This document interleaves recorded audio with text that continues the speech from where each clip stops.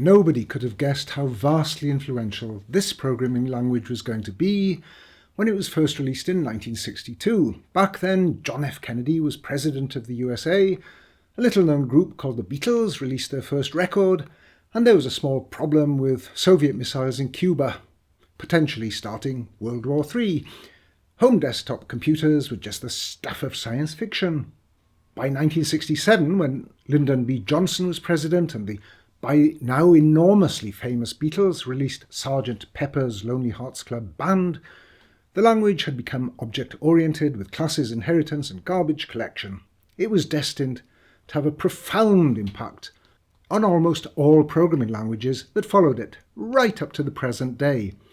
And yet hardly anyone now uses it. Many programmers have probably never even heard of it. The language was called Simula, and it changed the world.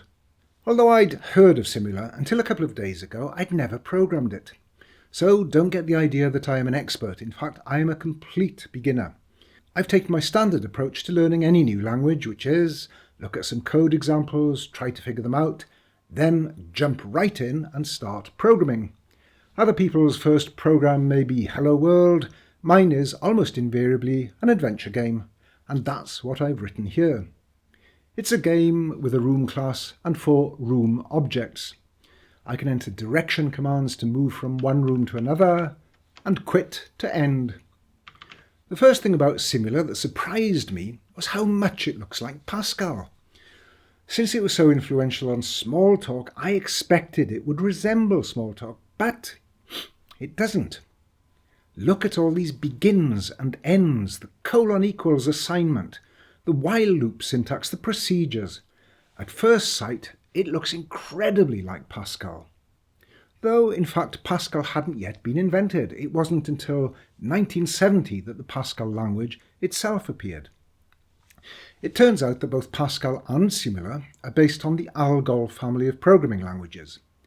Back in 1962, it was developed as a not particularly revolutionary extension to the Algol language, and between 65 and 67, some dramatic new features were added to turn it into what we would now call an object-oriented language. Object orientation itself only really started its journey into mainstream programming in the 1980s with the release of Smalltalk 80, and it gradually became more widely used following the release of C++ in 1985. Curiously, even though Simula is clearly what we would now call object-oriented, that's not a description that was used at the time.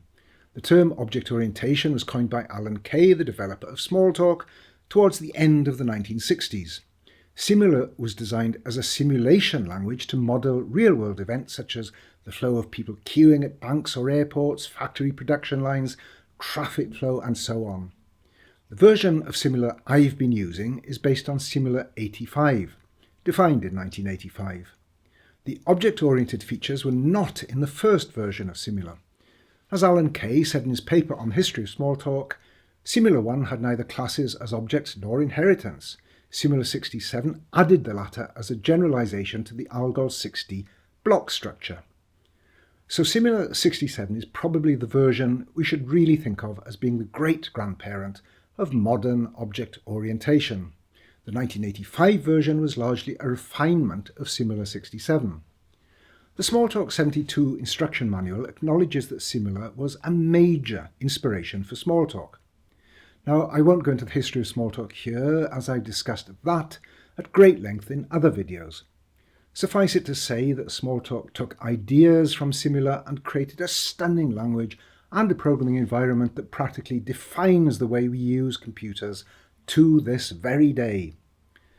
Since then, of course, object orientation has popped up all over the place. Java, C#, Objective-C, Ruby, and numerous other languages. Incidentally, if you want to give Simula a go, I recommend downloading this modern Java-based compiler and editor, Portable Simula Revisited. There's a link to the software and the documentation underneath this video. It's cross-platform, so if you can run Java, you should be able to run Simula. Here you can see that I'm running it on my Windows PC and also on my Cyberdeck using the Raspberry Pi OS, which is a version of Linux. The code editor, it has to be said, is quite basic. It has syntax colouring and it can run programs from a menu item, but that's about it. It doesn't have IntelliSense or refactoring or much in the way of configurability. There are also two Simula plugins for Visual Studio Code, but again, these are pretty basic. I can't help thinking that developing a Smalltalk-like environment for Simula would be a great open source project. So if any of you are looking for something really neat to program, well, look no further. The portable Simula compiler was inspired by a lecture called Simula, A Personal Journey, given by James Gosling at the 50th anniversary of Simula 67 in 2017.